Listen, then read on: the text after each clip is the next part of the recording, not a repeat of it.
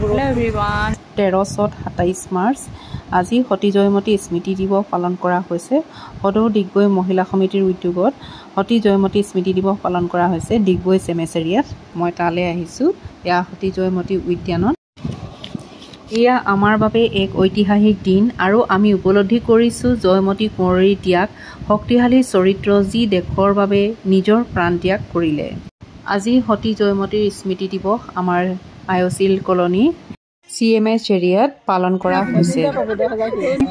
গদা পানী কুঁৱৰে নীলে তুংখুঙলৈ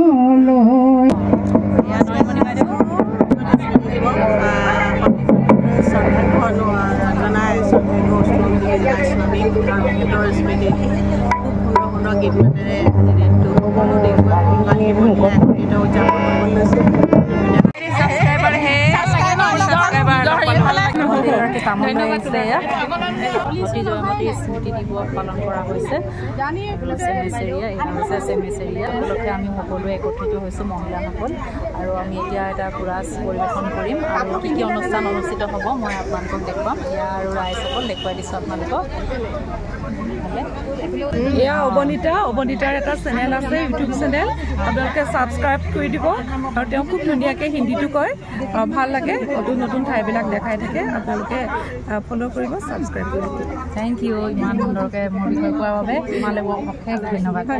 বৰ্মা এয়া উপস্থিত ৰাইজ যিমান কান্দিছিলে, সেই জীয়ৰ যিটো চিঞৰ তুলিছিলে, তাৰ জেৰেঙা পথাৰৰ চাৰিওকাষে থকা বায়ু, পানী, নদী, পুখুৰী, গছ গছনি, জীৱ জন্তু সকলোৱে কান্দিছিলে।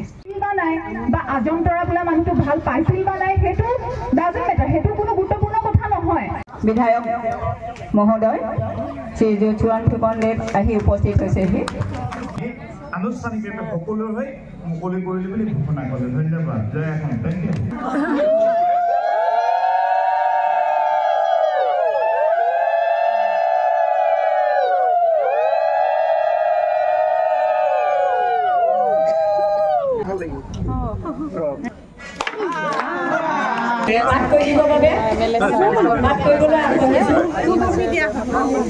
পালন কৰা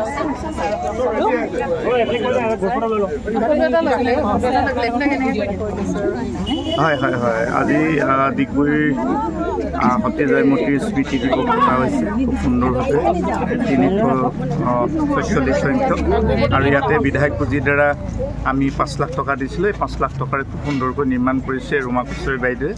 গতিকে মই সকলোকে ধন্যবাদ দিছোঁ আৰু অনাগত দিনবিলাকত নিশ্চয় ইয়াৰো কিছু আন্তঃগাঁথনি কাম কৰিবলৈ আছে, ভৱিষ্যতে নিশ্চয় কৰিম। Thank U.